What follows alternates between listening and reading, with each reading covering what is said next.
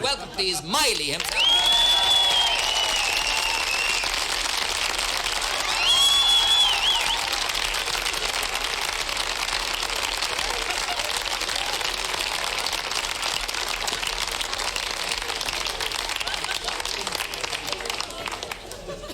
I thought I'd never get here.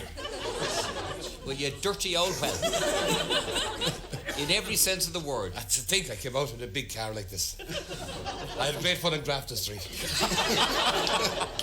I came out and I said, God, it's a terrible cold night to be walking straight to the car.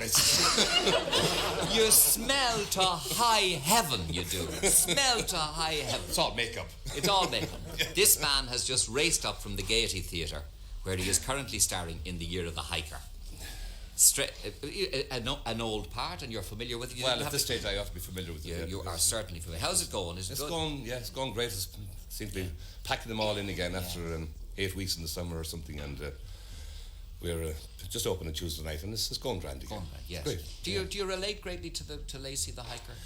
Well, to an extent, I do, because I suppose I relate to him in the sense that he's a sort of individual that I'm aware of in our midst here and there from time to time, because it was, and it still is, I think, a phenomenon in parts of Ireland that men do just go off, leave the family, and literally more or less disappear. And then maybe when they get old, get a bit feeble, or decide to come back again. And I've seen, instances of it in the West, particularly in the Galway region.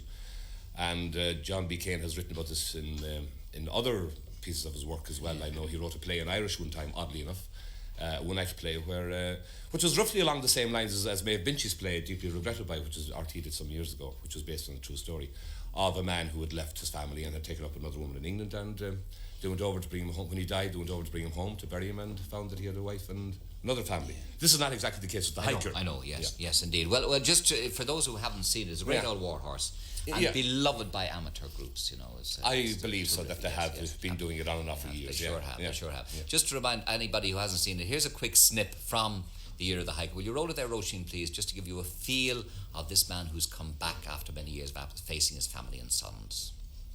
Look, old man, you're going to hospital, and that's final. No, I'm not going. Oh, yes, you are.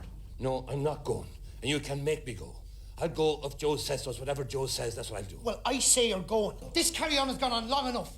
I'll beat the living daylights out of you if you don't go. I'm not afraid of you. I owe you nothing. I'm your son, haven't I? You have no feelings for me, not for anyone. You talk to me like that. By God, I'd finish you off now if I thought I'd get away with it. I know a coward till I see one. Don't tempt me. Let him go.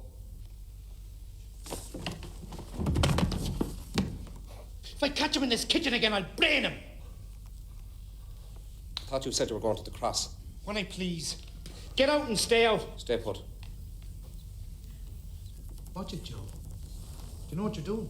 I do. He's going out. You have it wrong, Simey. You were going out. What? Get out.